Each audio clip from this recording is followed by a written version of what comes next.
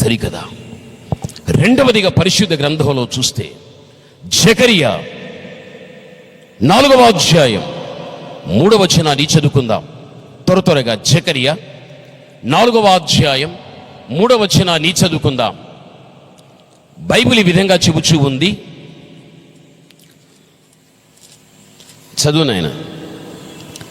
దూత దగ్గర నిలిచి ఉన్న వారిని పిలిచి ఇతని మైల బట్టలు తీసివేయుడని ఆజ్ఞాపించి. ఏ వాక్యం నాయన? 3.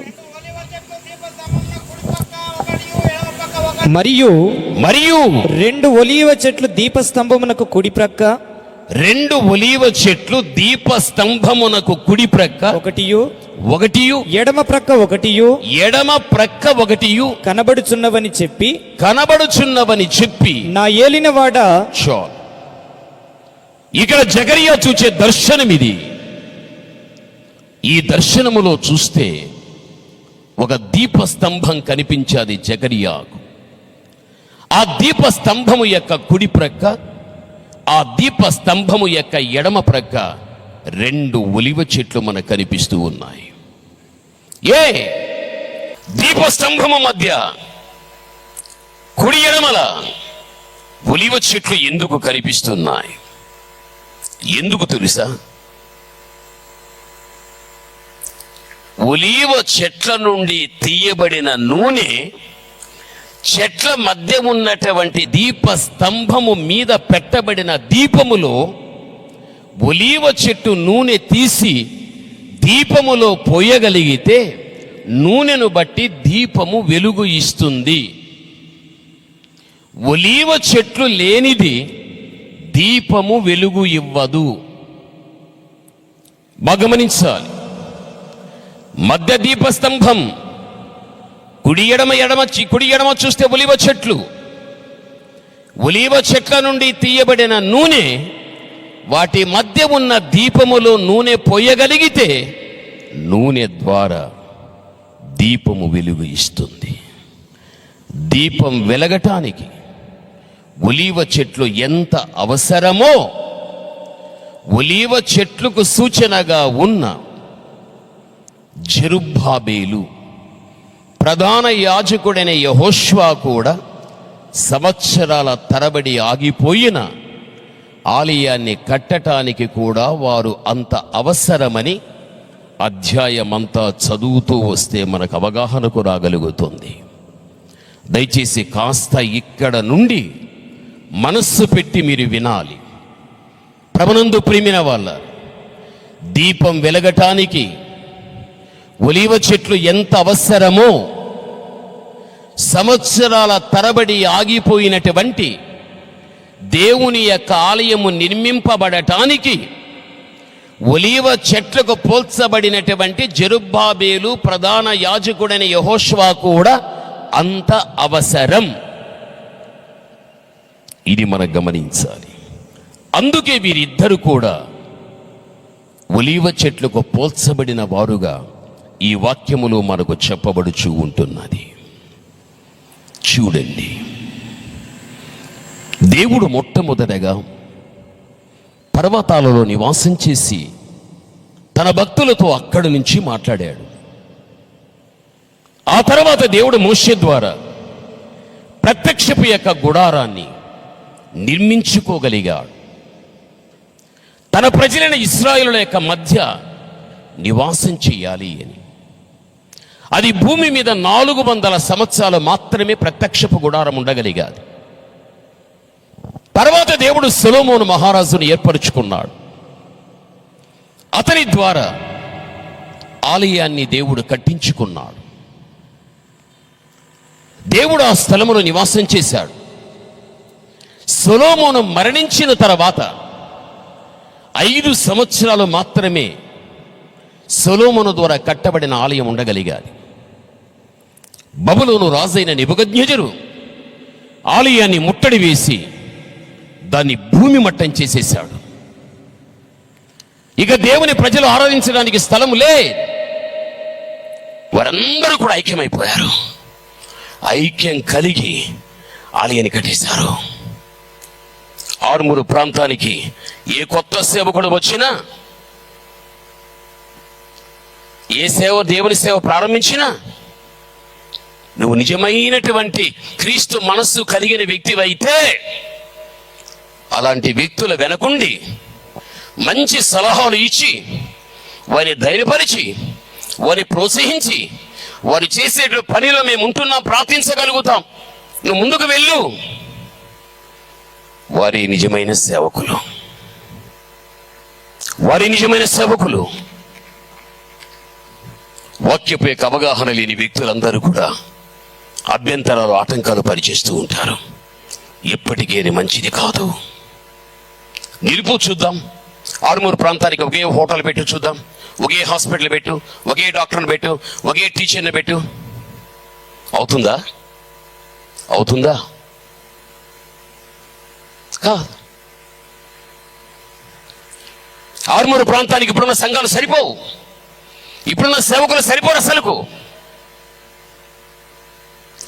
మళ్ళీ సేవకులు సంపూర్ణ రాత్రి ప్రార్థనలో, విశ్వాసులు కూడా ప్రార్థనలు ఏం చేస్తారు తెలుసా? ప్రభువా, అనేక మంది సేవకులు పైకి లేపండి, ఆలయాలు కట్టండి, వీళ్ళే ప్రార్థన చేస్తారు. ఎవడైనా సేవకు వస్తే, ఎవడైనా సంఘం కడితే కానీ వీళ్ళు మళ్ళీ ఆటంకానికి వచ్చేస్తారు. ఇది ఎక్కడ విచిత్రం అండి ఇది? నేను మళ్ళీ చెబుతున్నా, మీకు ఒక సంఘానికి మీరు పరిమితి కావద్దండి. దాన్ని జీవితకాలం ఎలా దానికే న్యాయం చేయొద్దండి. అది ఎలా దేవుడు మీకు ఇచ్చాడు, అది మీ సొంత ఆత్మలో, అవి ఎక్కడ చెదిరిపోవు. అది అలా ఉంటూ మళ్ళీ క్రొత్త ప్రాంతాలకు వెళ్ళండి, కష్టపడండి, ప్రార్థించండి. కొన్ని ఆత్మలు ఇచ్చాడా, స్థలం ఈ ప్రభని అడగండి, అక్కడ కట్టండి ఆలయం అని అడగండి, సాయం చేస్తాడు. అదొక బ్రాంచ్. ఇంకో స్థలానికి వెళ్ళండి, అక్కడ కూడా మీరు ఏర్పాటు చేయండి. ఇలా సంఘాలు కట్టుకుంటూ వెళ్ళితే నా దేవునికి ఎంత సంతోషం తెలుసా, ఎంత ఆనందం తెలుసా. ఇటువంటి పనులు మనము చేయాలి. 2 ఒలీవ చెట్లకు పోల్చబడినటువంటి ప్రధాన యాజకుడైన యెహోషువ, జెరుబ్బాబెలు ఇద్దరు కూడా సంవత్సరాల తరబడి ఆలయము లేకుండా పడిపోయిన దానిని తిరిగి ప్రారంభించడానికి ఒక చక్కని సమైక్యతతో ముందుకు రాగలిగారు. కట్టేశారు వాళ్ళు. ఈ రోజున దేవుని బిడ్డలైన మన జీవితంలో మనము గ్రహించవలసిన విషయం ఏంటి తెలుసా? చదువుకుందాం. పరిశుద్ధ గ్రంథం ద్వితోపదేశకాండం 32వ అధ్యాయం 30వ వచనాన్ని చదువుకుందాం. 32:30 చదువుకుందాం. బైబిల్ ఈ విధంగా చెబుతుంది, తమ ఆశ్రయ దుర్గం వారిని అమ్మివేయని ఎడల యెహోవా వారిని అప్పగింపని ఎడల ఒకడు ఎట్లు 1000 మందిని తరుమును. ఈ మాట మీరు అందరూ వినాలి. ఇద్దరు ఎట్లు 10,000 మందిని పారద్రోలును. ఒక్కడు ఎట్లు 1000 మందిని తరుమును. చదువునైనా. ఇద్దరు ఎట్లు 10,000 మందిని పారదోలుదురు. చూడండి, ఎట్లు 10,000 మందిని పారదోలుదురు. ఇప్పుడు మీరు బాగా గమనించాలి. ఒక్కడు 1000 మందిని పారదోలుతారు. అప్పుడు ఇద్దరు ఎంతమందిని పారదోలాలి? 2,000 మందే. అయితే ఇక్కడ ఎంతమంది అంటున్నాడు? 10,000 మంది అంటున్నాడు. ఒక్కడు 1000 మందినే తరమగలుగుతాడు, ఇద్దరైతే 2,000 మందిని తరుముతారు. అయితే ఇక్కడ ఇద్దరు 10,000 మందిని తరుముతున్నారు అంటున్నాడు. ఏంటి దాని అర్థం? ఏంటి దాని అర్థం? ఒక దైవజనుడు ఒక దైవజనుడితో, ఒక భక్తి కలిగిన వ్యక్తి మరో భక్తి కలిగిన వ్యక్తితో ఇద్దరూ ఏక మనస్సు కలిగి ప్రార్థించగలిగితే 10 రెట్లు శక్తి పెరుగుతుంది. 10 రెట్లు శక్తి పెరుగుతుంది. ఒక్కడు 1000 అయితే ఇద్దరు 2,000. అయితే ఇద్దరి మనస్సు ఒక్కటైపోయి ప్రార్థన చేయగలిగితే 10 రెట్లు శక్తి పెరిగి పనిచేస్తుంది. క్రైస్తవ సమాజంలో విశ్వాసుల మధ్య కానీ సేవకుల మధ్య కానీ మనుష్యులుగా ఇద్దరు కూడా కలిసి మాట్లాడుతూ ఉంటారే కానీ వారి మనస్సులు మాత్రం కలవు ఎప్పుడు కానీ. ఒక సంఘములో 100 మంది ఉంటారు కానీ చూసేవారికి వీరు ఎంత చక్కగా ఉన్నారు, ప్రక్కన కూర్చుని వీరికి ఎంత యూనిటీ ఉంది అని మనం అనుకుంటామే కానీ మనుషులుగా కలవడం జరుగుతుంది కానీ వారి మనస్సులు కలవవు. మనస్సులు కలవనంత వరకు కూడా దేవుని కార్యాలు వారి మధ్యన జరగలేవు. బైబిల్ చెబుతుంది. అపొస్తల కార్యం 2వ అధ్యాయం 14లో 11 పేతురు లేచి చక్కగా ప్రసంగం చేస్తున్నాడు. మిగిలిన శిష్యులందరూ కూడా ఏక మనస్సు కలిగే వారు ప్రార్థన చేశారు. అయితే ఆ ఒక్క ప్రసంగముతో ఎంతమంది తెలుసా? 3000 మంది మార్చబడిపోయారు. ఒకే ప్రసంగం. చదువునైనా. అయితే పేతురు ఆ 11తో కూడా లేచి చూడి, నిలిచి 11తో కూడా పేతురు నిలిచి బిగ్గరగా వారితో ఇట్లా నేను చూడండి, యూదయ 11తో 11 మందిలో ఒక్కడైన పేతురు లేచి ప్రసంగం చేసేటప్పుడు మా శిష్యులందరూ ఐక్యంగా ఏక మనస్సుతో వారు ప్రార్థన చేసిన కారణాన్ని బట్టి ఒకే ప్రసంగముతో 3000 మంది మార్చబడిపోయారు. ఐక్యత, ఏక మనస్సు. ఒక్కడే 1000 మంది, ఇద్దరైతే 2000 మంది. అయితే ఇద్దరి మనస్సు ఒకటిగా ఉండి ప్రార్థిస్తే 10 రెట్లు శక్తి పెరిగిపోతుంది. ఈరోజు నువ్వు ఆలోచించు. మన సేవ, మన సంఘం, మన ఆత్మీయ జీవితం ఒక పరిపూర్ణతలోనికి రాకుండా ఉండటానికి కారణం ఏమిటి అంటే, మనం ఎవరితో ఐక్యంగా ఉండలేము, ఎవరిని మనతో ఐక్యంగా కలుపుకోలేము. మనుష్యులుగా ఒకే స్థలంలో మాట్లాడుకుంటాం, ఒకే స్థలంలో భోంచేస్తాం, ఒకే స్థలంలో ఏదైనా పని చేస్తాం. మనుషులుగా అన్నీ జరుగుతాయి, మనస్సులు కలవవు. మనస్సులు కలవనంత వరకు ఒక పని పరిపూర్ణం కాదు అని చెప్పడంలో సందేహము లే. దైవ సేవకులు ఒకరిని ఒకరు ప్రోత్సహించుకోవాలి. నిజం చెబుతున్నా. ఏంటి తెలుసా? నాది అస్తమించే రోజులు నావి. మీదంతా ఉదయించే రోజులు. ప్రతి స్థలములో 1000 మంది ప్రజల దగ్గర చెబుతా, నాది అస్తమించే రోజులు, మీది ఉదయించే రోజులు. అంటే నేను చనిపోవటానికి ముందుగా, నేను బ్రతికి ఉన్న కాలములోనే నాలాగా కొంతమంది సేవకుల్ని తయారు చేయాలి అనేది భారం. అస్తమించటానికి ముందే ఉదయించే బిడ్డలందరినీ కూడా నాకంటే గొప్పవారు కావాలి తండ్రిని ప్రార్థిస్తా, నేను ప్రోత్సహిస్తా, ఒక్కొక్కరిని తయారు చేస్తా. అప్పుడు దేవుని సేవ కుంటిపడదక. ప్రతి దైవజనుడు కూడా సేవ చేసేటడు వ్యక్తికి ఎంత ప్రోత్సాహాన్ని ఇవ్వగలుగుతాడో అంత బలంగా వారు దేవుని సేవ చేయగలుగుతారు. అయితే ఈ రోజున ఎందుకు సంఘ వ్యవస్థలో విశ్వాసులైన సేవకులైన ఒక చక్కని సమైక్యతతో ఉండరు అంటే, వారి మధ్య ఏముండదు అంటే, ఎఫెసీయులకు రాసిన పత్రిక 4వ అధ్యాయం ప్రారంభపు యొక్క వచనములో చూస్తే బైబిల్ ఈ విధంగా చెబుతుంది. కాబట్టి మీరు సమాధానమున బంధము చేత ఆత్మ కలిగించు ఐక్యమును, చూడండి, ఆత్మ కలిగించు ఐక్యమును కాపాడుకొనుట. ఐక్యత అనేది ఒక వ్యక్తిలో ఎప్పుడు వస్తుంది అంటే, వారిలో పరిశుద్ధాత్మ అనేది ఉండగలిగితే పరిశుద్ధాత్మ వారిని ఇతరులతో ఐక్యపరుస్తుంది, పరిశుద్ధాత్మ వారిని వీరితో ఐక్యపరుస్తుంది. పరిశుద్ధాత్మ లేని స్థలములో ఐక్యత ఉండదు. చాలామంది ఈ రోజున పరిశుద్ధాత్మ లేకుండా, ఐక్యత లేకుండా ఎంతోమంది దేవుని పని చేస్తూ ఉంటారు. అది దేవునికి ఏమాత్రమో అంగీకారమైనది కాదు, అది ఇష్టమైనది కాదు. దాన్ని బట్టి చూస్తే వారి మధ్య పరిశుద్ధాత్మ లేడు. బైబిల్ ఏమంటుంది?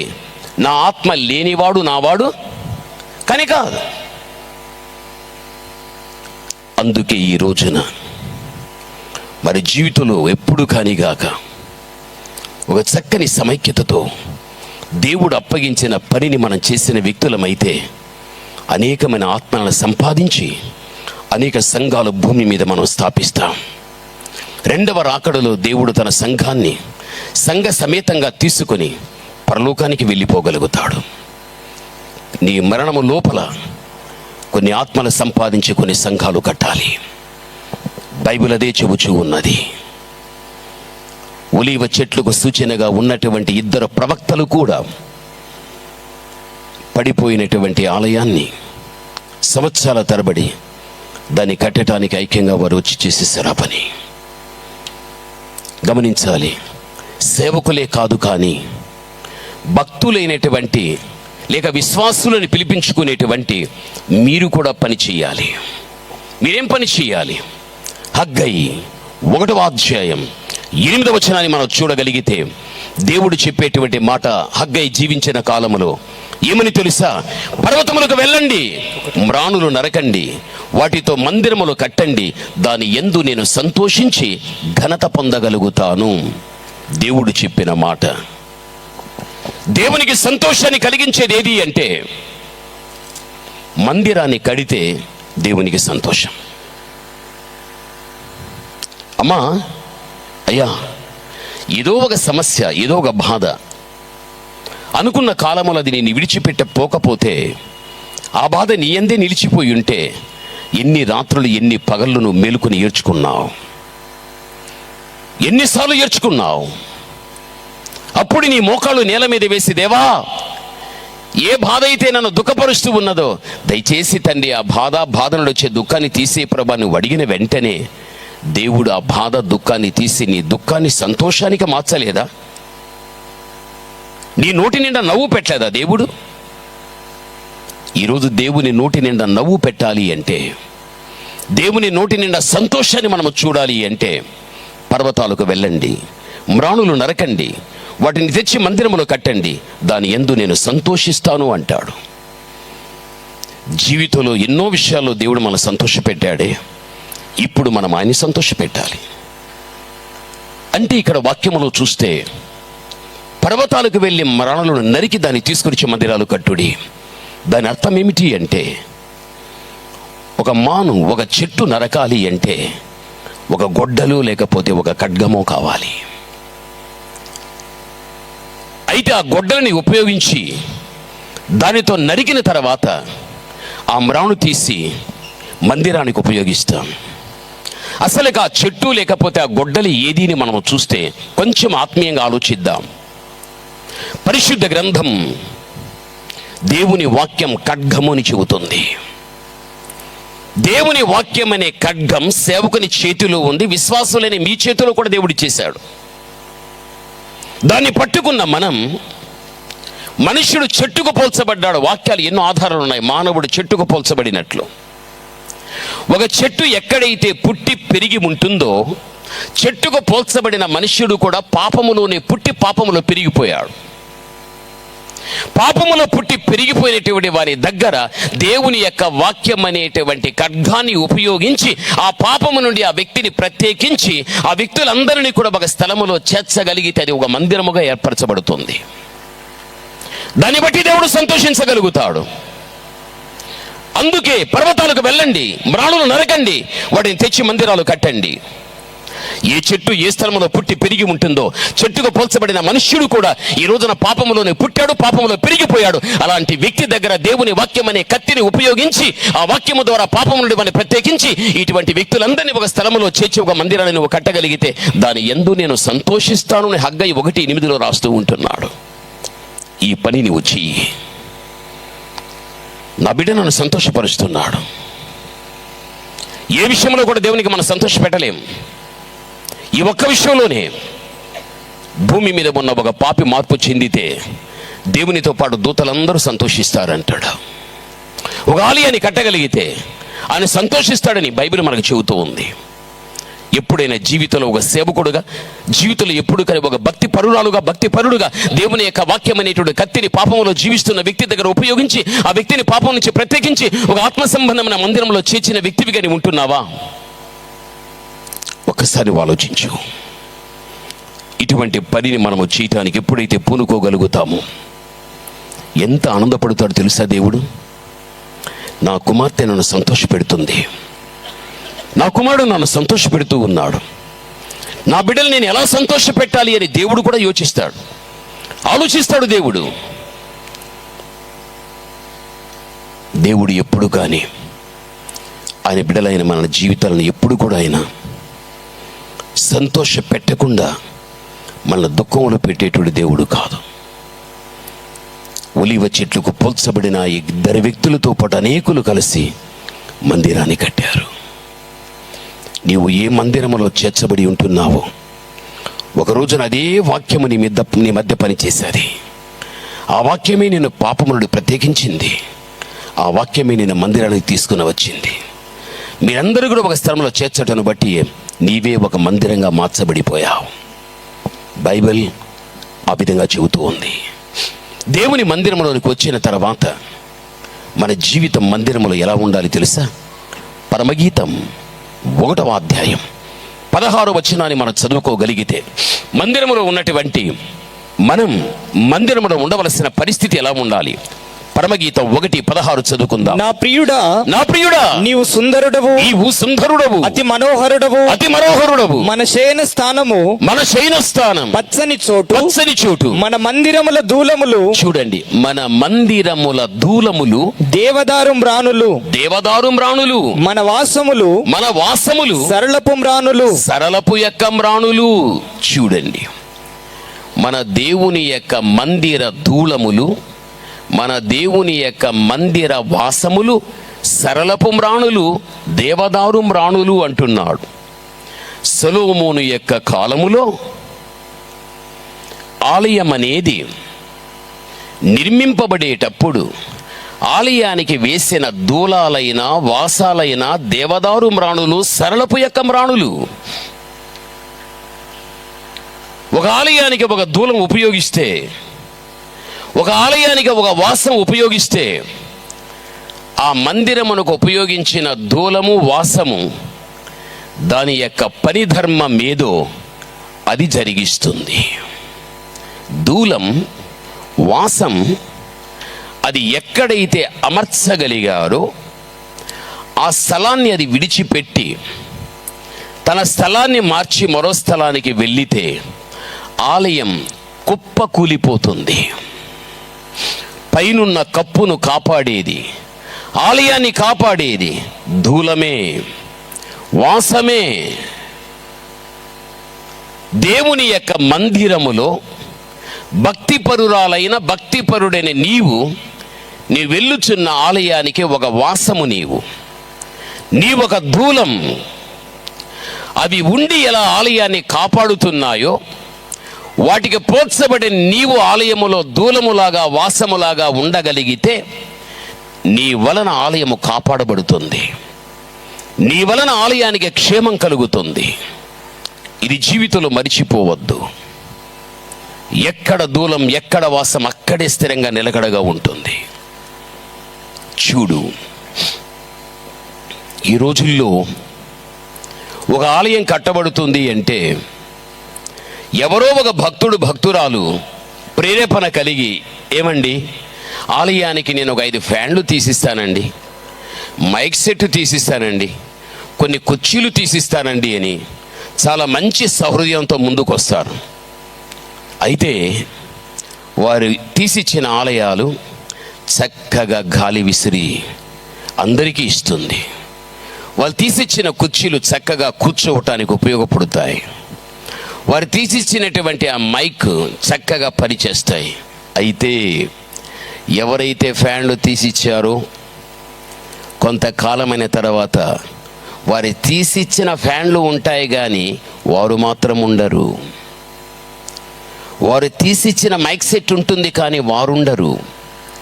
వారు తీసి ఇచ్చినటువంటి కుర్చీలు ఉంటాయి కానీ వారు ఉండరు. ఎందుకుండరు వారు? ఎవరైనా తిట్టారా, కొట్టారా? ఎవరు తిట్లా కట్టలేదు. ఎందుకంటే దైవజనుడు వేదిక మీద నిలబడి దైవవాక్యాన్ని ప్రకటించేటప్పుడు వారిలో ఏదైనా లోపము ఉంటే పరిశుద్ధాత్మదేవుడు సేవకుని ద్వారా మాట్లాడినప్పుడు వెంటనే వారు ఏమనుకుంటారు? ఈ ప్రసంగం నా గురించే చెబుతున్నారు, ఇది ఎవరి కోసమో కాదు, నా గురించి అని ఆ ప్రసంగము ద్వారా తన లోపము బయట పడినప్పుడు నిజమైన వాడైతే దాన్ని దిద్దుకుని సరిచేసుకుని సంఘములో స్థిరంగా ఉండాలి. అయితే వాక్యం అనేది తనకు అనుకూలంగా లేకుండా తనలోని తప్పును తప్పుగా చూపించి ఒక దిద్దుబాటు వచ్చేటప్పుడు కోపాన్ని తెచ్చుకొని వెళ్ళిపోతారు సేవకుని మీద, వాక్యం మీద, సంఘం మీద. వారు తీసి ఇచ్చిన ఫ్యాను అక్కడే ఉండి దాని పని జరిగిస్తుంది, కానీ ఆ తీసిచ్చిన వాడు మాత్రం అక్కడ ఉండడు. ఇప్పుడు ఫ్యాను గొప్ప, వాడు గొప్ప? ఫ్యాను గొప్ప. వాడు తీసిచ్చిన కుర్చీ గొప్ప, వాడు గొప్ప? కుర్చీ గొప్ప. గమనించాలి, దేవుడు మిమ్మల్ని ప్రేమించి మంచి సేవకుల్ని ఇచ్చాడు. సేవకులు వారు చచ్చేంత వరకు మీ బాగుగును కోరేవారు, వారు మీ మేలు కోరేవారు. గద్దించిన, ఖండించిన, బుద్ధి చెప్పిన, దీర్ఘశాంతంతో చెప్పిన, ఏడుస్తూ చెప్పిన మీ మంచి కోసమే సేవకుడు చెబుతున్నాడని మంచిగా నువ్వు తీసుకున్న వ్యక్తివైతే ఆ మందిరములో కదలకుండా స్థిరముగా ఉండే ఒక వాసము నీవు, కదలకుండా స్థిరముగా ఉండే ఒక దూలము నీవు. అప్పుడే ఆ దూలము వాసములాగా స్థిరముగా నువ్వు ఆ సంఘములో ఉంటే ఆ సంఘాన్ని నువ్వు కాపాడినట్లు, దానికి క్షేమాన్ని కలిగించినట్లు. ఏదో ఒక రీతిగా దూలం ఒరిగిపోయినా లేకపోతే పడిపోయినా అంతవరకు ఏ దూలం, ఏ వాసం ఆలయాన్ని కాపాడుతూ రాగలిగావో అది ఏదో కాస్త పరిస్థితిని బట్టి స్థానము తప్పినా లేకపోతే అదే కూలిపోయినా చర్చి అంతా కూడా కూలిపోతుంది. అమ్మా, నువ్వు ఏ ఆలయానికి సంబంధించిన వ్యక్తివైనా, నీ దైవజనుడు ఎవరైనా ఉండనీగాక, వారిచ్చే ఉపదేశం నీ ఆత్మీయమైన ఎదుగుదల నిమిత్తమనే భావన నీవు కలిగి నువ్వు స్థిరంగా నిలబడం. బైబిల్ అంటున్నది, నా దేవుని యొక్క మందిరములో మీరు దూలముల వాసముల వలె ఉండాలి అని. ఎప్పుడు కానీ జీవితంలో మనం ఆలయాలు మార్చకండి. మిమ్మల్ని కన్నటువంటి తండ్రిని విడిచిపెట్టి మీరు వెళ్ళకండి. చెట్టు ఎక్కడ ఉంటుందో అక్కడే దాన్ని పెరగనివ్వండి. పరిస్థితుల ప్రభావం నీకు అనుకూలంగా లేదు అని నీవు ఆ స్థలాన్ని విడిచిపెట్టి ఇంకో స్థలానికి వెళితే అక్కడ కూడా నిలకడగా ఉండలేవు. ఒక చెట్టు మాటి మాటికి తీసి దాన్ని పాతుతూ వస్తే చచ్చిపోతుంది. అది సంఘానికి వచ్చే విశ్వాసులేని మీరు అంతే. సంఘంలోని సేవకుడు వాక్యం నీకు అనుకూలంగా లేదు అని మార్చుకుంటూ వెళ్తూ ఉంటే సంఘాలు ఆత్మీయ జీవితంలో చచ్చిపోతాం మనం. ఆ పరిస్థితి ఎప్పుడు కూడా జీవితంలో రానివ్వకండి. బైబిల్ అదే మనకు తెలియపరుస్తూ ఉంటున్నది. పరిశుద్ధ గ్రంథంలో మనం చూస్తే ఆలయములో స్థిరంగా ఉండాలి అని. అయితే ఆలయములో స్థిరంగా ఉండే మనం ఆ సంఘ వ్యవస్థలో ఒక భక్తి కలిగిన దానివిగా, ఒక భక్తి కలిగిన వాడుగా నువ్వు ఎలా ఉండాలని బైబిల్ చెబుతుంది అంటే, ద్వితీయోపదేశకాండాన్ని నీవు చూడు. ద్వితీయోపదేశకాండం 22వ అధ్యాయం 10-11 చదువుకుందాం. ద్వితీయోపదేశకాండం 22:10-11 చదువుకుందాం. ఎద్దును గాడిదను జత చేసి భూమిని దున్నకూడదు. ఉన్నియు జనపనారయు కలిపి వేసిన బట్టను వేసుకొనకూడదు. దేవుని యొక్క మందిరములో దైవజనుడైన, సంఘ పెద్దలైన, సంఘ సభ్యులైన, సంఘ వ్యవస్థలో ఎలా ఉండాలో ఈ వాక్యం మనకు చెబుతూ ఉంది. ఎద్దును గాడిదను జత చేసి దున్నవద్దు అన్నాడు. ఉన్నిని జనపనారతో కలిపినటువంటి బట్టను వెయ్యవద్దు అని బైబిల్ చెబుతూ ఉంది. ఎద్దుకు ఎద్దే తోడుండాలి, గాడిదకు గాడిదే తోడై ఉండాలి.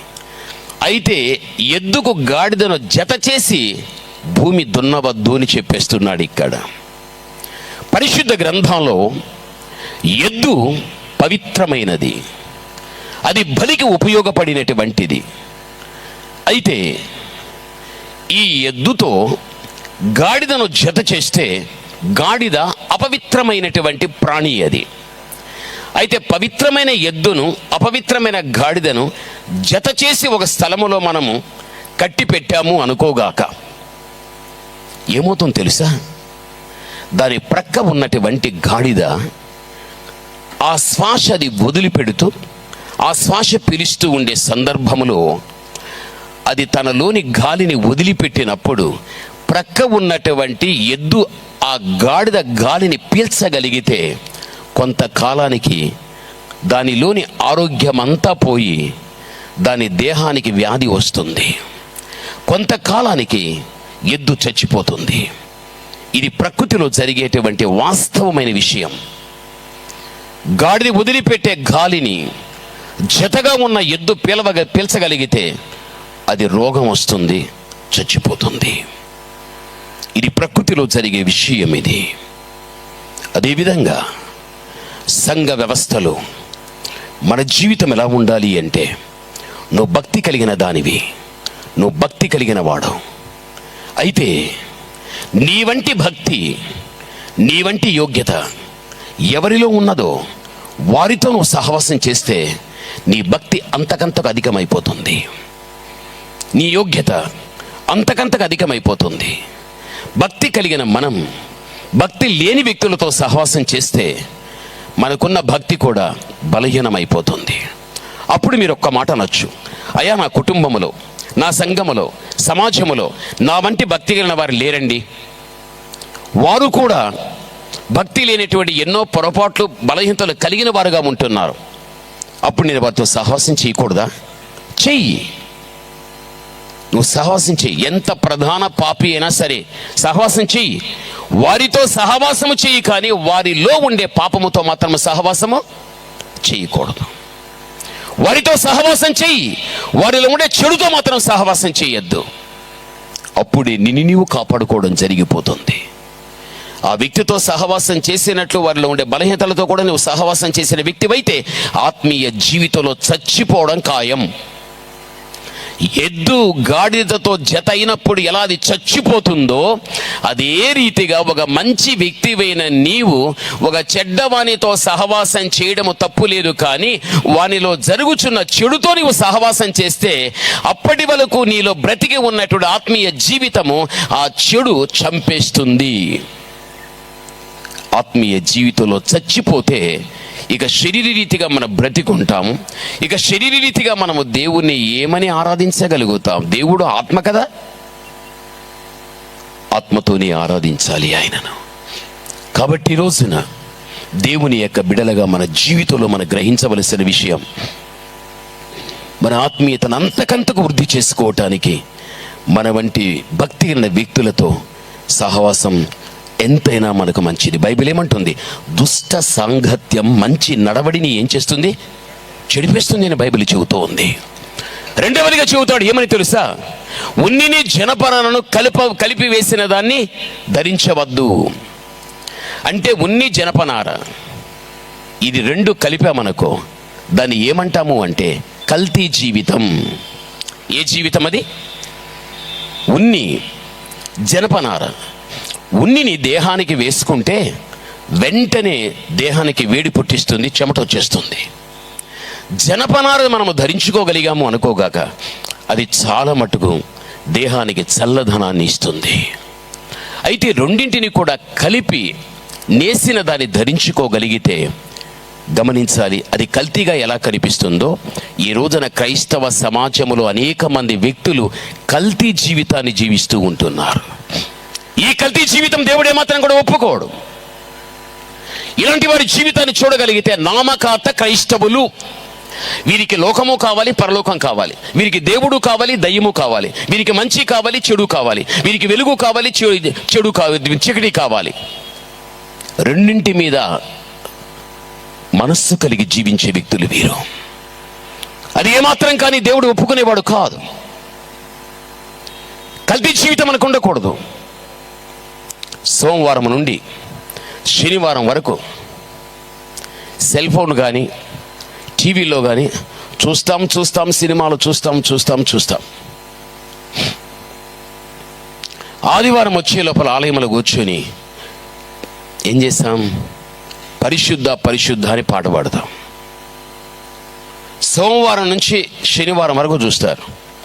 చూసినప్పుడెల్లా రాత్రుల్లో పండుకున్నప్పుడు వారు చూసిందంతా మళ్ళీ జ్ఞాపకానికి తెచ్చుకొని బాగా ధ్యానం చేసి హృదయమంతా కూడా కల్మషం చేసుకొని ఆదివారపు ఆరాధనలోనికి వెళ్ళి పరిశుద్ధ పరిశుద్ధ, సిగ్గు లేకపోతే సరిపోతుంది క్రైస్తవ సమాజానికి.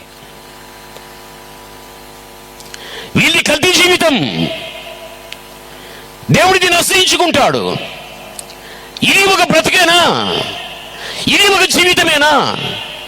తల్లి గర్భములో పుట్టింది మొదలుకొని లేత వయసు పోగొట్టుకుని, బాల్య వయసు పోగొట్టుకుని, యవన ప్రాయములకు వచ్చిన తర్వాత దేవుడుగా చక్కని విచక్షణ జ్ఞానం ఇచ్చిన తర్వాత ఆ జ్ఞానాన్ని బట్టి అది మంచి అది చెడు అనేటువంటి తెలిసేటువంటి జ్ఞానము దేవుడు నీకు ఇచ్చింది మొదలుకొని ఈ రోజు వరకు కూడా ఏది చెడుని నీకు తెలియపరుస్తుందో నీకు ఇచ్చిన జ్ఞానాన్ని బట్టి ఆ చెడుకు దూరం అయిపోవాలి.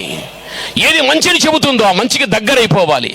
దానికి దగ్గరై దాన్ని గట్టిగా పట్టుకుని మంచిలోని జీవితాన్ని అభ్యాసం చేసుకుంటూ ముందుకు వెళ్ళిపోవాలి. అంతే తప్ప దేవునికి అవమానం తెచ్చే కార్యాలు ఎక్కడ కానీ క్రైస్తవ సమాజంలో స్త్రీవైన పురుషుడవని నువ్వు చేయవద్దు. నీవు చేయవద్దు. బ్రతికేది కొంతకాలమైనా పౌరుషంగా బ్రతుకుదాం, రోషంగా బ్రతుకుదాం. ఒక్కరోజు బ్రతికినా, ఒక్క నెల బ్రతికినా, ఒక సంవత్సరం బ్రతికినా పరిశుద్ధంగా బ్రతుకు, పరిశుద్ధంలో చచ్చిపో. ఇదే నీ జీవితంలో నువ్వు తీసుకోవాల్సిన తీర్మానం.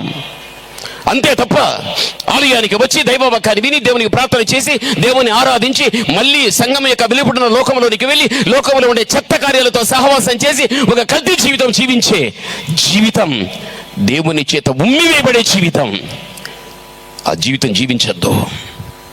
నీ పూర్వ దినముల నుంచి ఇప్పటి వరకు కూడా ఎలాగైనా నువ్వు జీవించు. కానీ ఒక సరైన ఉపదేశం ఇలాంటి సందర్భాలు వినేటప్పుడు ఇక నేను అంతరంగంలో పరివర్తన చెంది దేవుడు కోరుకునే ఆత్మీయ ఎదుగుదల సాగించడానికి ప్రయత్నించు. నువ్వు మంచిదానివి అవుతావు, నువ్వు మంచివాడు అవుతావు. కల్తీ జీవితం వద్దు. దేవుడు ఒప్పుకోడు. దుబాయ్ వెళ్ళా, అర్ధరాత్రుల్లో ఫ్లైట్ దిగా. నన్ను తీసుకెళ్ళటానికి కొద్దిమంది వచ్చారు, యవ్వన ప్రాయం. వాళ్ళందరూ కూడా నాతో కూర్చున్న రాత్రి, పాస్టర్ గారు, నోవాహు నీతిమంతుడు కదా, అతడు ద్రాక్షారసం తాగాడు కదా, తాగితే తప్పేమన్నా ఉందా? వాళ్ళందరూ తాగేవాళ్లే. అయితే వాళ్ళు దాన్ని విడిచిపెట్టలేక నోవాహును కలుపుకున్నారు వాడి జీవితానికి.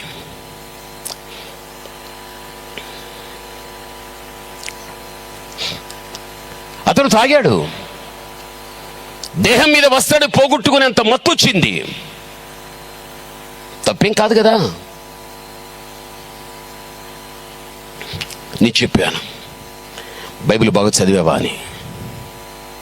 చదివాం పాస్టర్ గారు. ఆది కాండము నుండి నోవాహు వరకు ఈ ద్రాక్షారసాన్ని గురించినటువంటి ప్రస్తావన ఎక్కడైనా వస్తుందా?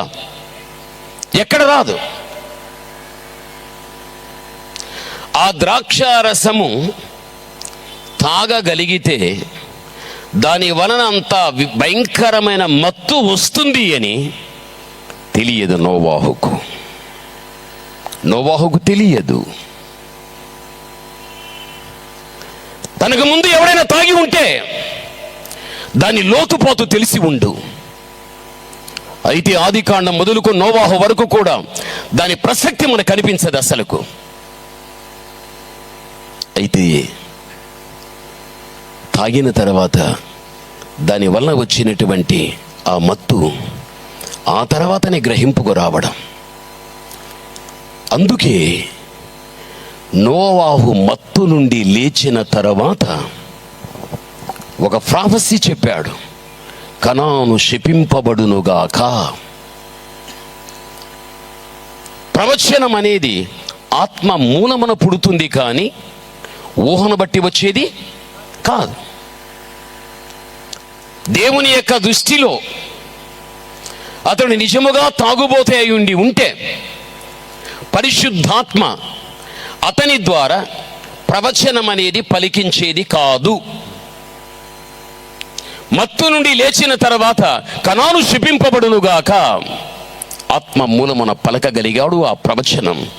అది భవిష్యత్తులో నెరవేర్చబడిపోయాది అన్నాడు పౌలు. ఆ రోజున తెలియక చేసినటువంటి పాపం ఏదైతే ఉండగలిగాదో ఆయన కనికరను బట్టి నేను క్షమింపబడి తిని అన్నాడు పౌలు, తెలియకుండా.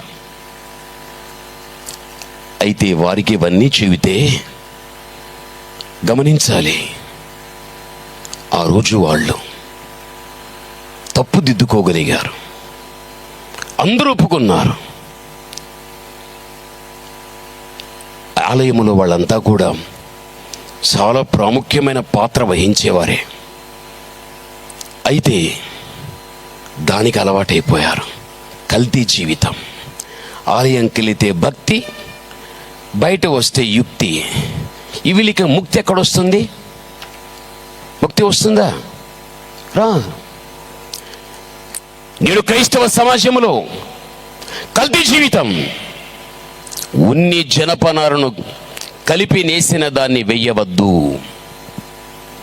ఎందుకు తెలుసా? ఏమి ఉన్ని నేస్తే ఏముంది? జనపనారే వేసుకోవాలా? ఉన్ని వేసుకోకూడదా? ఇప్పుడు చలికాలం వస్తుంది, మీరు ఉన్నితో చేయబడినటువంటి దాన్ని ధరించుకోరా? ఎందుకు తెలుసా? ఉన్ని వద్దు అంటాడు. యెహెజ్కేలు చదువుకుందాం. పరిశుద్ధ గ్రంథం యెహెజ్కేలు 44వ అధ్యాయం 17-18 వచనాలు చదువుకుందాం. వారు వారు లోపటి ఆవరణపు గుమ్మములోనికి వచ్చినప్పుడు జనుపనార బట్టలు ధరించుకొనవలెను. జనుపనార బట్ట మాత్రమే ధరించుకొనవలెను. చదువు నాయనా. లోపటి ఆవరణపు గుమ్మముల ద్వారా వారు మందిరములో ప్రవేశించి పరిచర్య చేయునప్పుడెల్లా బొచ్చు చేత చేసిన బట్టలు వారు ధరింపకూడదు. అవిసెనార పాగాలు ధరించుకొని నడుములకు జనపనార బట్ట కట్టుకొనవలెను.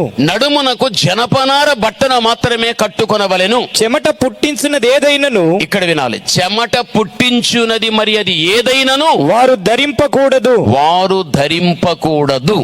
చూడండి, ఇది దేవుడు యాజకునికి ఇచ్చేటువంటి హెచ్చరిక. ఇది యాజకునికి ఇచ్చే హెచ్చరిక. ఇది యాజకుడా యాజకత్వాన్ని జరిగించటానికి ప్రాకారాన్ని దాటి పరిశుద్ధ స్థలాన్ని దాటి అతి పరిశుద్ధ స్థలంలోనికి వెళ్ళేటప్పుడు అవిసెనార, జనపనార, దానితో చెయ్యబడిన వస్త్రమే నీవు ధరించు. చెమట పుట్టించేటువంటి ఉన్ని కాని లేక వెంట్రుకలతో బొచ్చుతో చెయ్యబడినటువంటి ఏ వస్త్రమైనా కానీ నీవు ధరించవద్దు. ఒకవేళ ధరించగలిగితివో నీ దేహములో ఏమి పుడుతుంది? చెమట పుడుతుంది. చెమట పుట్టే వస్త్రం వేయద్దు. చెమట పుట్టే వస్త్రాన్ని ఎందుకు వేయొద్దని చెప్పగలిగాడు తెలుసా? చెమట శాపగ్రస్తమైనది. ఎందుకనగా ఆదాము హవ్వను దేవుడు శపించాడు,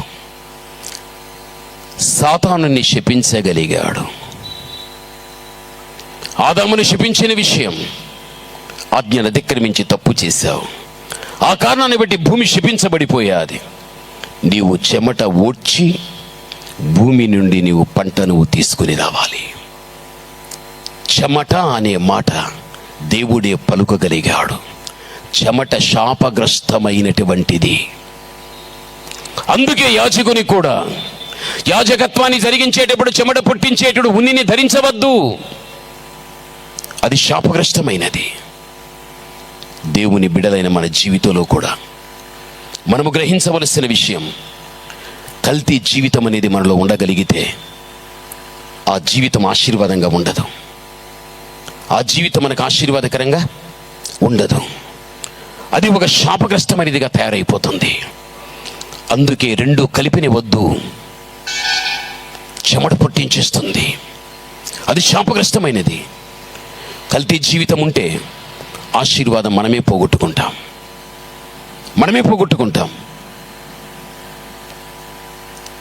చిట్ట చివరిగా కల్తీ జీవితం ద్వారా ఆశీర్వాదాన్ని పోగొట్టుకుంటే మన జీవితంలో ఇక మిగిలేది ఏమిటి అంటే శాపం ఒక్కటే. ఆ పరిస్థితి నీకు, నీ కుటుంబానికి, నీ గర్భాన పుట్టిన నీ పిల్లలకు రానివ్వకూడదు. నీ జీవితంలో ఎప్పుడు కూడా కల్తీ జీవితం లేకుండా ఒక ప్రత్యేకించబడిన జీవితంగా, క్రీస్తుతో ముడివేసుకున్న జీవితంగా నీ జీవితం ఉండిపోవాలి. ఒక పర్యాయం బైబిల్ గ్రంథంలో చూస్తే సొలొమోను మహారాజు తన మనస్సాక్షి తన గద్దించింది. సొలొమోను మహారాజును మనస్సాక్షి గద్దించిన తర్వాత సొలొమోను మహారాజు ఏం చేశాడో తెలుసా? చదువుకుందాం. మొట్టమొదటి దినవృత్తాంతాల్లో మనం చూడగలిగినట్లయితే 2వ దినవృత్తాంతం 8వ అధ్యాయం 11వ వచనాన్ని చదువుకుందాం.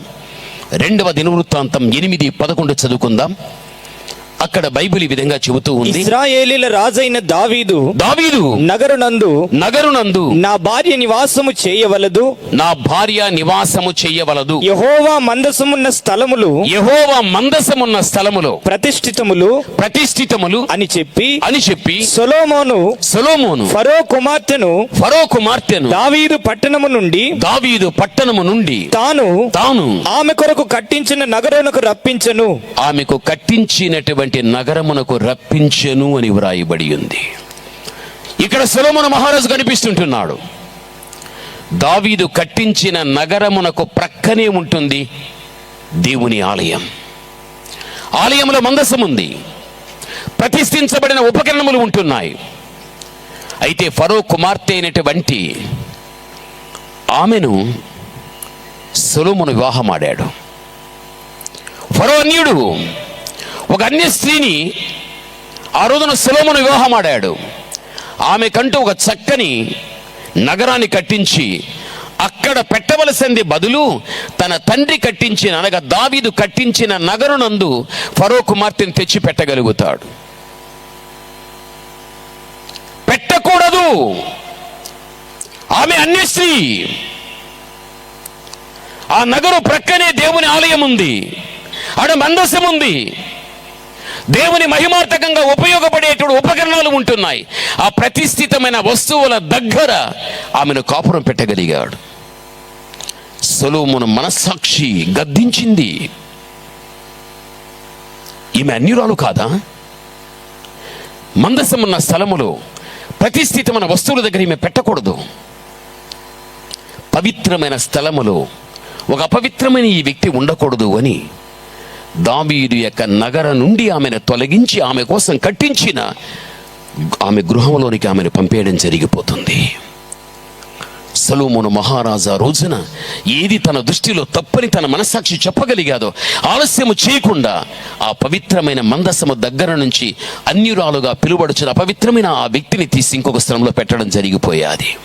చరిత్ర చెబుతూ ఉంది.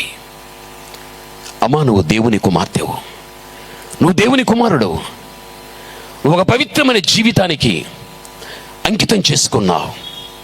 ఆ పవిత్రమైన జీవితంలోని నీ జీవితం అభ్యాసమైపోని ఒక పవిత్రమైన వ్యక్తివైన నీవు ఎక్కడ కాని జీవితములో అపవిత్రమైనవి లేక లోక సంబంధమైన కార్యములు లేక మాలిన్యతతో కూడినటువంటిది ఏది కానీ నీ పవిత్రమైనటువంటి జీవితంలోనికి రావటానికి, వాటిని ప్రవేశపెట్టుకోవటానికి ఎక్కడ కానీ నీవు అవకాశం ఇవ్వకూడదు. నీవే. పాపం పాపమే, లోకం లోకమే. ఎప్పుడు కానీ వాటితో సహవాసం మనం చేయకూడదు. బైబిల్ అంతా చక్కగా చెబుతూ ఉంది. చూడు, సొలొమోను యొక్క జీవితంలో తాను చేసింది దైవ దృష్టికి సరైనది. ఈరోజు కూడా నీ మనసాక్షిని బట్టి క్రీస్తు రక్తము చేత విమోచించబడిన ఆయన కుమార్తె అయిన నేను, ఆయన కుమారుడైన నేను ఎక్కడైనా నా పవిత్ర జీవితంలో అపవిత్రమైన దానితో ఎక్కడైనా సాంగత్యం కలిగి జీవిస్తున్నానా అని నిన్ను నీవుగా ఒక్కసారిగా నువ్వు పరీక్షించుకో. ఆ రోజుల్లో కూడా ప్రవక్త అయినటువంటి యోవేలు యాజకులతో కూడా చెప్పాడు. యోవేలు 2:17 ఏం చెప్పాడు అంటే, యాజకులారా, మంటపమునకు పరిశుద్ధమైన స్థలానికి మధ్యని మీరు మోకాళ్ళు వేసి మీరు ప్రార్థన చేయండి. ఏం ప్రార్థన చేస్తారో తెలుసా?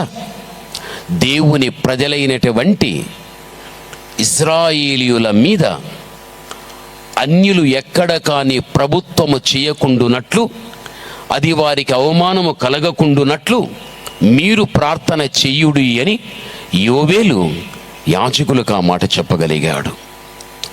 యాజకులు ఆ మాట తీసుకొని మంటపమునకును బలిపీఠమునకును మధ్యన మోకాళ్ళు ఊని, యెహోవా, నీ ప్రజలైన ఇశ్రాయేలీయులను అన్యులు ఎక్కడ కూడా పాలించకుండా, అలా పాలించడమే జరిగితే అది అవమానం, అది జరగకుండా నీవు చెయ్యి తండ్రి అని యాజకులు ప్రార్థన చేశారు. ఈ రోజుల్లో చూడండి, అన్య సంబంధమైన ఆచారాలు మన మీద ప్రభుత్వం చేస్తూ ఉన్నాయి. దేవుని నమ్ముకున్న బిడలమైన మన జీవితం ఆత్మ సంబంధమైనది. అయితే ఈ రోజున ఆత్మ సంబంధమైన దాన్ని కాళ్ళతో తొక్కేసి ఈరోజు చాలామంది అన్య సంబంధమైన ఆచారాలు వారి మీద ప్రభుత్వం చేస్తూ ఉన్నాయి. నేను నిన్న వెస్ట్ గోదావరిలో దైవవాక్యాన్ని ప్రకటించి నేను బయలుదేరే సమయంలో నేను వచ్చే రోడ్డు బాగా బ్లాక్ అయిపోయాయి, కార్లు బండ్లు అన్నీ. ఏమీ నేను అడిగా, నేను అయ్యా ఈరోజు వివాహాలు ఎక్కువ జరుగుతున్నాయండి అని. నేను ఎరిగినటువంటి చాలామంది క్రైస్తవ కుటుంబాల్లో వారి కుమారులకు కుమార్తెలకు కూడా నిన్ననే చాలా వివాహాలు జరిగాయి.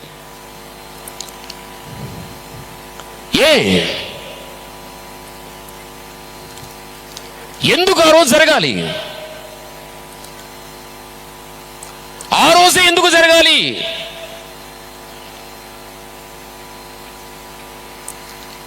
రోజు మంచిది, గంట మంచిది. దేవునిని ఎరగని వాడు దగ్గరికి వెళ్ళి రోజు ఏది మంచిది, సమయము ఏ గంట మంచిది అని తెలుసుకుని దేవుని నమ్మని వాడు చెప్పిన మాట ఏదైతే ఉందో, ఈ రోజున నిజమైన క్రీస్తు బిడ్డలు ఆ దినానికి ఆ గంటకు సమయాన్ని వివాహాలు చేస్తున్నారు. ఇప్పుడు వీరి మధ్య అన్య సంబంధమైన ఆచారాలు ప్రభుత్వం చేస్తున్నాయా లేదా? యేసురత్నం గారు చేస్తున్నదా లేదా? చేస్తుంది. అమ్మా, మీకు మంచి సేవకుల్ని దేవుడు ఇచ్చాడు. నీకు కుమార్తె ఉండినా కుమారుడు ఉండినా నెమ్మదిగా నీ సంఘ కాపరి దగ్గరికి వెళ్ళి, మా అమ్మాయికి మా అబ్బాయికి వివాహం కుదిరిందండి అయ్యా, మీరు ప్రార్థన చేసి మీరు ఒక రోజు చెప్పండి మీ సమయాన్ని బట్టి, ఆ రోజే మేము పెట్టుకుంటామంటే వారు అస్సలైన భక్తిపరులు, వాళ్ళ అస్సలైన భక్తిపరులు. పాస్టర్ గారమ్మా పలానా రోజు మంగళవారం పెట్టుకుందామ్మా అంటారు. సరే అండి, ఏముంది మంగళవారం పెట్టుకుందాం. మంగళవారం పెళ్లి పెట్టుకుంటారా? కొంతమంది పెట్టుకోరు. శనివారాలు పెట్టుకుంటారా? కొంతమంది పెట్టుకోరు.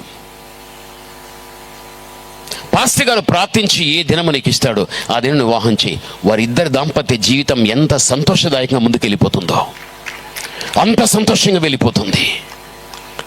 ఎవరు అన్యులు చెప్పిన దినాన్ని గంటను తీసుకుని వచ్చి ఈ రోజున మనము చేయడం ద్వారా ఆ కుటుంబ వ్యవస్థ చక్కగా సవ్యంగా సాఫీగా సమాధాన సంబంధంగా నడవదు. భవిష్యత్తులో ప్రవక్తని యోవేలు చెప్పాడు, దేవుని ప్రజల మధ్య అన్యులు ప్రభుత్వం చేయకుండానట్లు, అది వారికి అవమానం కలిగే రీతిగా ఉండకుండానట్లు మీరు ప్రార్థన చేయుడి అని. ఎంతమంది లేరు ఈ రోజుల్లో.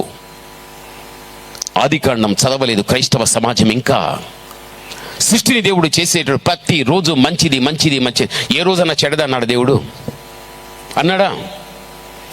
అన్ని రోజులు మంచి రోజులే, అన్ని గంటలు మంచి గంటలే.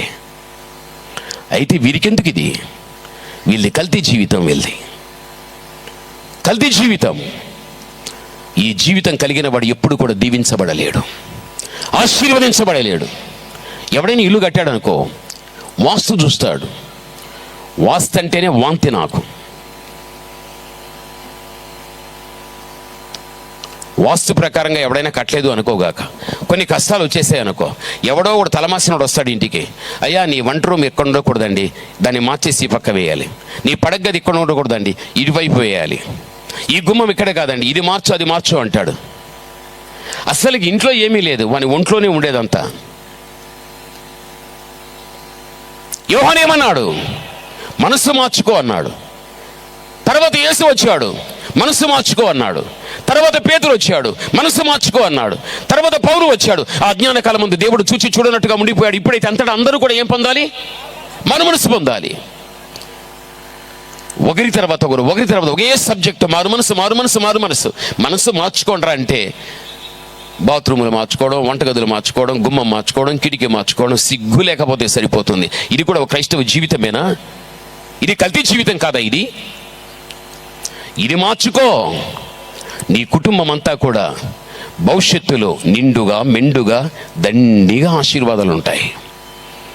అంతే తప్ప అన్య సంబంధమైన ఆచారాలు నీలోగాన జరిగినట్లయితే నీది కల్తీ జీవితం అనే మాట మరిచిపోవద్దు.